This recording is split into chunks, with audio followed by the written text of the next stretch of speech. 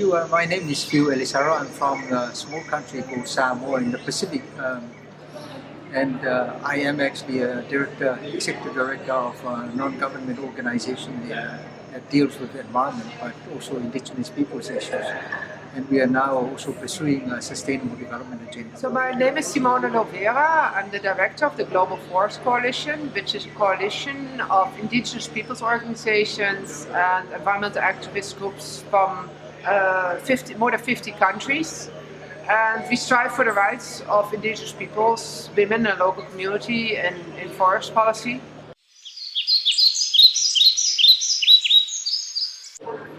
For us, forests mean life, our existence really in terms of the sustenance of our livelihoods. And I think the relationship between forests and people, including in Paraguay, is absolutely essential. I mean, Paraguay, the heart of South America, used to have very, very rich forests. Only 8% of the forests in the eastern half of the country are now left. Because forests provide us life. Values for people. Forests provide us food. Rich biodiversity. Forests provide us public goods that is so vital for our peoples to live. Water, fuel wood. We still look at forest as a fundamental issue for us, where it provides us with water, it provides us with herbal medicine, it provides us with food. Where I come from, 80% of our lands are actually held by indigenous peoples and local communities. And therefore, much of the resources are actually owned by them. And you really see, through all the stories, but there's also clear scientific research on it, that community-conserved forests and indigenous people's territories are the places where you now find the best conserved and restored forests. So they are indeed guardian, and indeed that's a similar situation in the whole region of the Pacific. As you might know, Papua New Guinea, Vanuatu, Solomon Islands and Fiji are the major forest countries in our part of the world. And many of them do own over 80% of the lands that are forested. So the real guardians of forests, where we come from, are the indigenous peoples and local communities.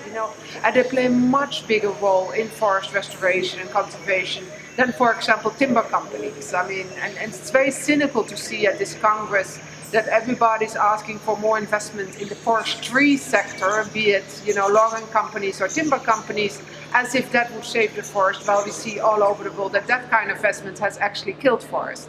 And it's indigenous peoples that are the ones that are, and local communities that are the ones all over the world that, have conserved forests. Also here in Africa, like we had stories from South Africa, from Ethiopia, Uganda, and it clearly demonstrated how the local communities have been trying to conserve their forests for centuries. The problems we're facing in this whole issue of forests is really the way it's being used under the current conventions of the United Nations. Climate change was about curbing climate change, but they have come out with a lot of false mitigation solutions that are concerning us a lot. One of which is to do with reduced emission from deforestation and forest degradation, which is REDD, as they call it now, REDD+, where the underpinning of that is really paying the corporate logging companies huge amount of money to stop logging. And a lot of that money do not actually reach the real people that are in the forest, which are indigenous people.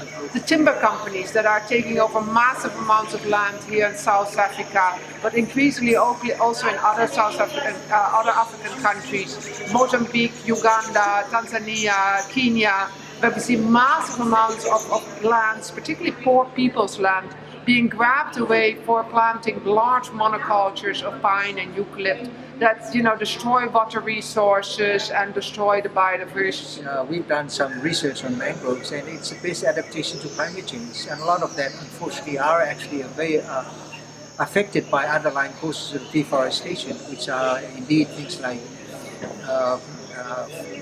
issue of free trade agreements with other countries, issue of forest definitions that we continue to argue against, CPD, Convention on Biodiversity, and forest FAO definitions, which include monoculture plantations that does nothing but destroy biodiversity. So many of our peoples, once that biodiversity is lost, it is really the fundamental provider of herbal medicine that a lot of our people met the Millennium Development Goals through primary health care. So it is fundamentally important and the essence of our lives as people citizens. The other big problem we have is with the mining companies, especially in Uganda. Communities and their conservation of forest initiatives and forests are very much threatened by mining companies that are coming in, grabbing the land, dividing the communities by offering some money to some people and not to other people. So you create a lot of tensions.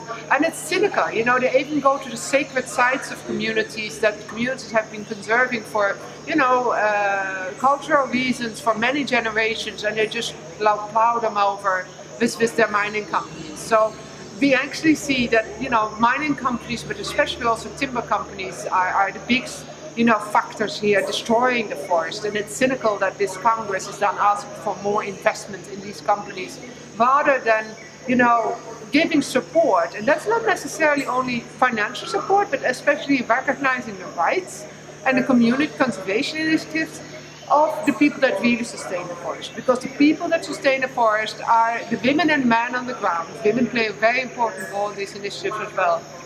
Are the local communities, the indigenous people from all over the world that have been sustaining forests for centuries and that will continue to sustain them, provided we do no longer invest in the things that threaten them. So that's why we need to redirect investments away from these destructive companies and towards, real forest conservation initiatives.